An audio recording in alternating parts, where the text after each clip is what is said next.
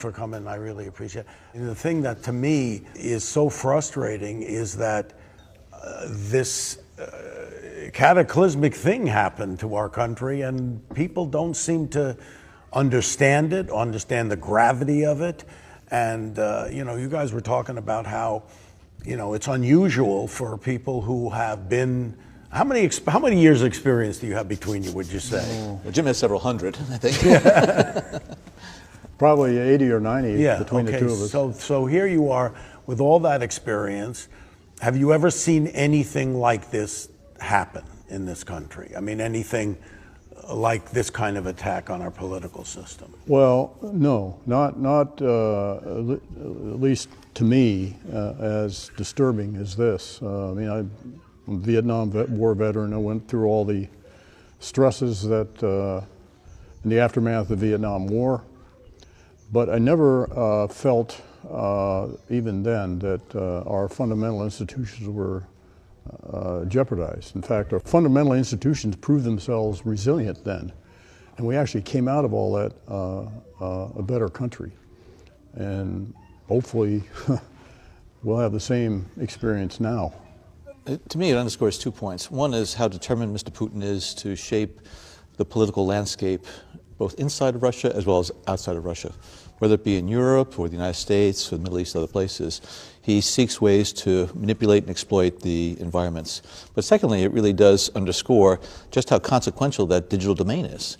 And as Jim noted, we've seen these things being done by the Russians over the course of many years. But the fact now that this digital environment, this cybersphere, gives the Russian intelligence security services so much more opportunity to manipulate and to exploit. And they took full advantage of that in the 2016 election.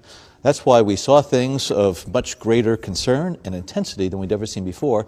And I think Americans really need to understand just how vulnerable we are to exploitation of the environment by malign actors around the globe. Is it something that we did not see happening, that we couldn't foresee? I mean, because we talked about 9/11, the planes hitting a building. It seems like they found a huge seam in the Russians.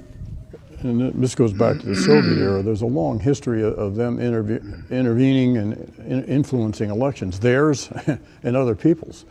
And there's historical records that they've attempted to interfere in virtually all of our national elections since the 60s. But never this aggressive, direct, or multidimensional. And of course, as John indicated, they're taking advantage of a huge enabler, the internet and all the technology that gives you, and the ability to influence opinion. A way they've found to attack us is to undermine our fundamental system. Yeah. I don't think that, from my standpoint, I don't think that we, in all of the technological revolution that we've seen over the years, I don't think we have fully understood the power of what it could do. I mean, we certainly understood spreading information, getting word out, being able to, cross boundaries with information.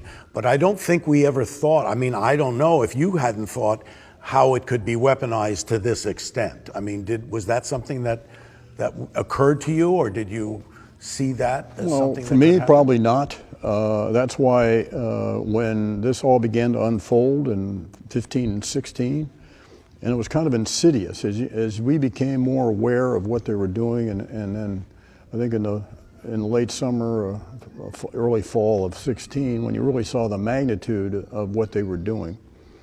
And for me, I've seen a lot of bad stuff in my 50 years in intelligence, but I don't recall anything that gave me viscerally, in the pit of my stomach, a more uncomfortable, uneasy feeling than when I realized what the Russians were doing.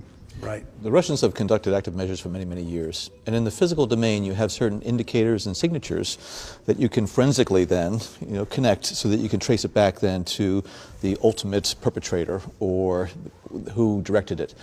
But now, just like with terrorists and organized criminals and others, intelligence services can do things in that cyber domain that they can really camouflage and mask their steps.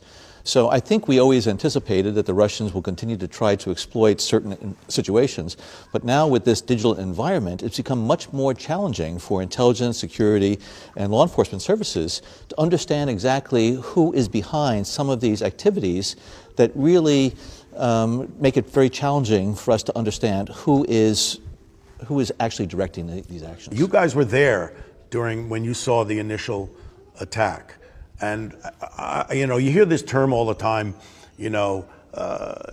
collusion, conspiracy, coordination. I mean, these things are thrown around all over the place.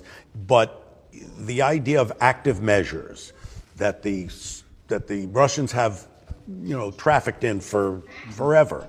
What does that look like? I mean, what would, like, in a political